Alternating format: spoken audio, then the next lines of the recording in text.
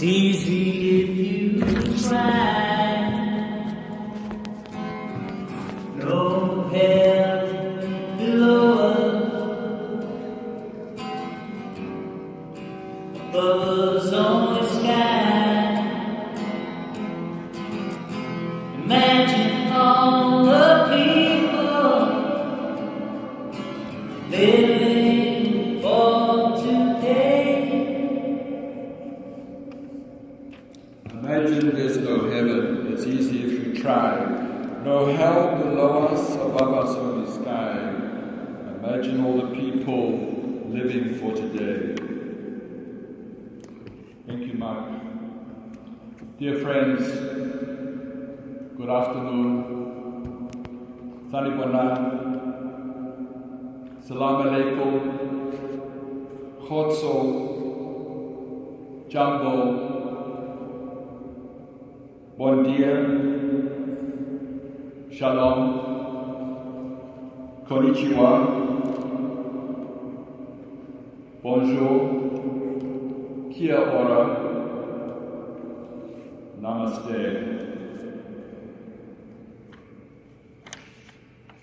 I am deeply honored to have been chosen to be among those speaking to you today, and I especially thank Liverpool Hope and Vice-Chancellor, Professor Gerald Pillay for the invitation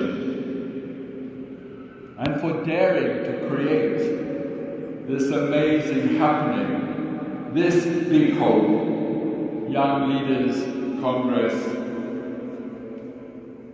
As I look at your faces, I ask myself, what is the story that lies behind your smiles? How much joy is in your heart? And how much pain is there? What do you imagine for yourself? What is the world of your dreams?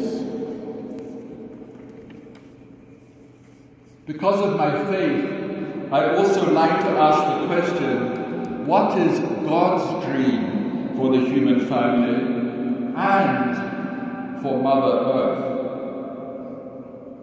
During this week we will spend together, we will all have the opportunity to experience our common humanity in its diversity and in its commonality.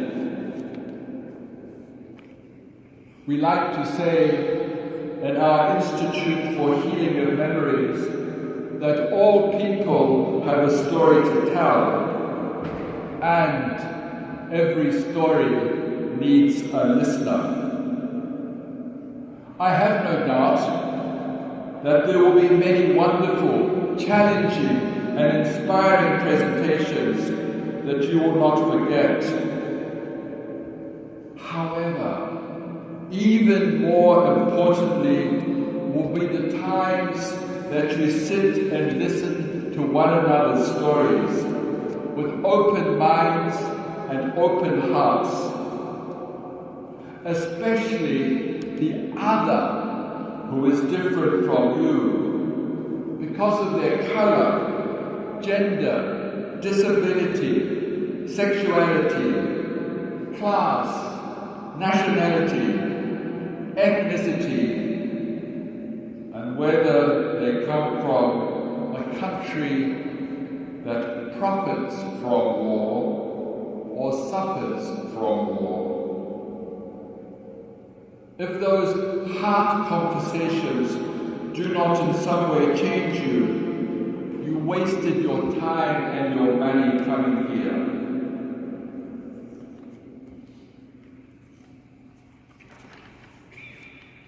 Allow me to share one or two snippets of my story. A long time ago, I arrived in South Africa as a young priest when the evil system of apartheid was doing its worst damage.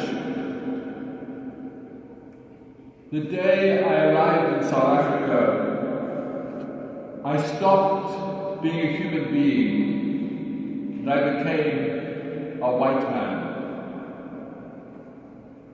I joined the liberation struggle to recover my own humanity in solidarity with black people struggling for their fundamental human rights. Imagine there's no countries. It isn't hard to do. Nothing to kill or die for. No religion too. Imagine all the people living life in peace. Imagine there's no countries. It isn't hard to do. Nothing to kill or die for, and no religion too. Imagine all the people living life in peace. Apartheid was carried out in the name of Christianity. Considering what is done in the name of religion, is it any wonder that John Lennon and Yoko Ono wrote these words? More conflicts in the world than ever before have a religious dimension. I imagine that some of you who are here today are totally secular, while some may be quite religious. For some, it is our faith which gives meaning to our lives. Religious or not, we are all trying to make sense of why we are here.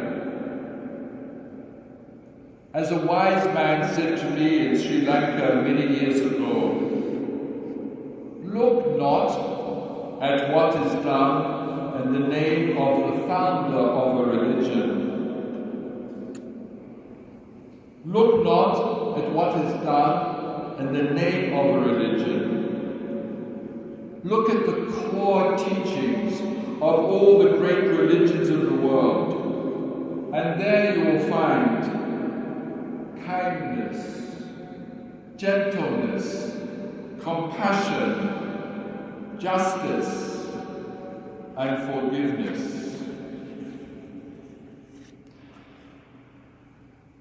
Last weekend, I was in Los Angeles, working with military veterans under the theme of the journey from fear to courage and the healing of the heart. We are all born with a conscience, and I believe we all have something of the divine in us. Namaste. We put uniforms on innocent young people. We teach them to hate, and then we give them a license to kill other young people, and we tell them that it is not murder.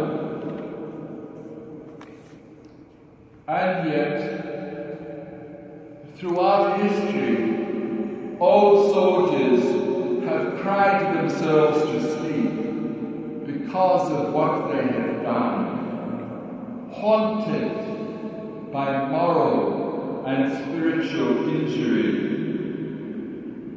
And still we go on, glorifying war, giving medals to those who kill other human beings. Today, it is the permanent members of the Security Council of the United Nations who are responsible for world peace. The same members of the Security Council, together with Germany, are the greatest arms manufacturers in the world.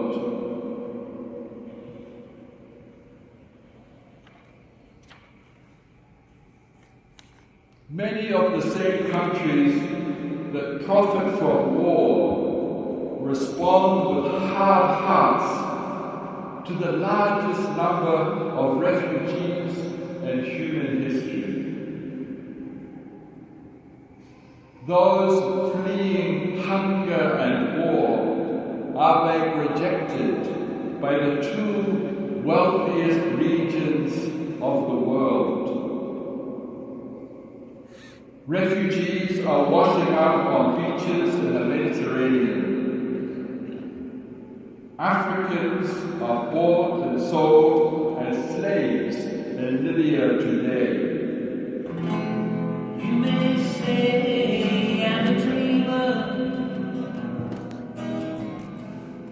but I'm not the only one. I hope someday you'll join us, and the world will be as one. You may say I'm a dreamer, but I'm not the only one. I hope someday you'll join us and the world will be as one. This year it is 100 years since the birth of Nelson Mandela. He says to us, no one is born hating another person because of the color of his or her skin, or his or her background, or his or her religion. People must learn to hate, and if they can learn to hate, they can be taught to love. For love comes more naturally to the human heart than its opposite. Imagine no possessions. I wonder if you can. No need for greed or hunger. A brotherhood of man. Imagine all the people sharing all the world.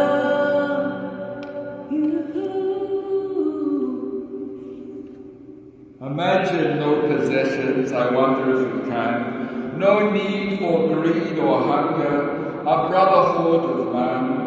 Imagine all the peoples sharing all the world. In our time, we are seeing the greatest accumulation of wealth in the hands of fewer individuals. The biggest cities of the richest country of the world are filled with homeless people. John Lennon spoke of the brotherhood of man. Today we speak of women and men and those who are transgendered. In our work of healing of memories across the whole world, there are two dominant narratives. One is gender-based violence, and the other is childhood trauma. The time has come to heal the wounds of history.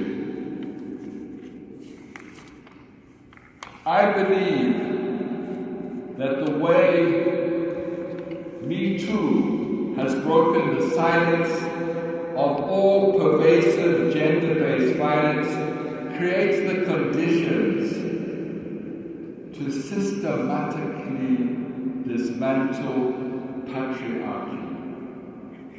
And this will lead to the liberation of women and men too. The whole world knows that there is climate change. Well, maybe all except one person. Mother Earth is crying out in deep pain. Ironically, it is the indigenous people, those who are the foundation nations of the human family, who hold the sacred knowledge of how we can live and harmony with Mother Earth. The very ones who have suffered genocide, desolation, and humiliation. In 1948, the world adopted the Universal Declaration of Human Rights. In 2018, 100 years since the end of the First World War, and 100 years since the birth of Nelson Mandela. Following on, the suffragettes, those who fought to end slavery, those who campaigned for peace in Vietnam. The whole world united to end apartheid. In 1976, school children were shot in the streets in South Africa and then mobilized to end apartheid. In the United States, the young people are marching for our lives to end gun violence. My dear friends, now is the time for world peace, for the swords to be turned into plowshares. Today, we need a new worldwide peace movement. It is this generation that must insist on total nuclear disarmament, not just on the Korean Peninsula, but also in the United States of America and the United Kingdom, and. In South Africa, we renounced our nuclear capability, and so you can too.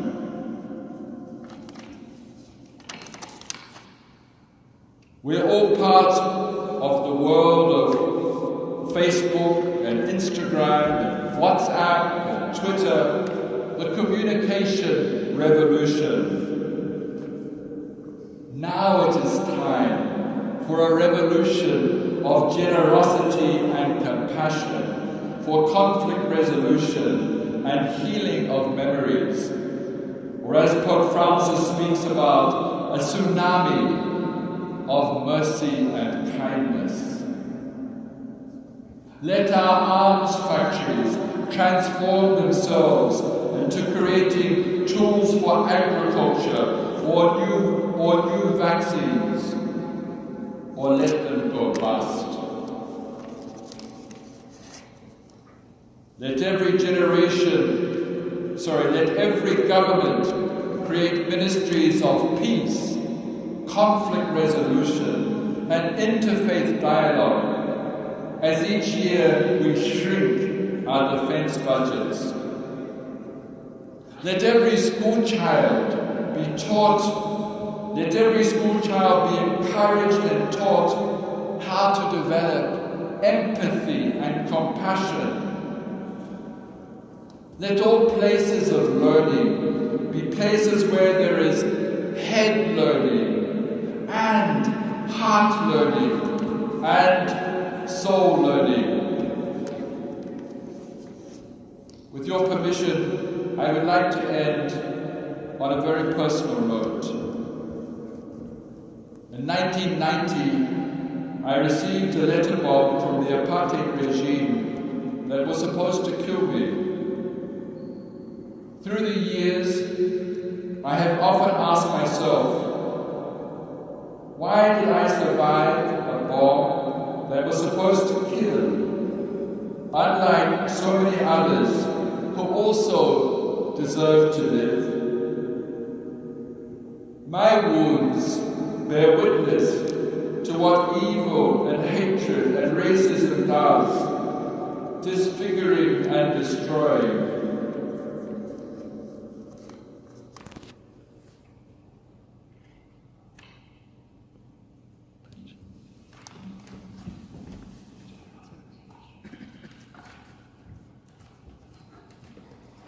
Maybe Liverpool Hope will develop some new prosthesis for me. My spirit bears witness to the greater truth that stronger than evil and hatred and death are gentleness, kindness, compassion, justice, love, and life. You may say I'm a dreamer, but I'm not the only one. I hope someday you'll join us, and the world will be as one. You may say I'm a dreamer, but I'm not the only one. I hope someday you'll join us and the world will be as one. Thank you.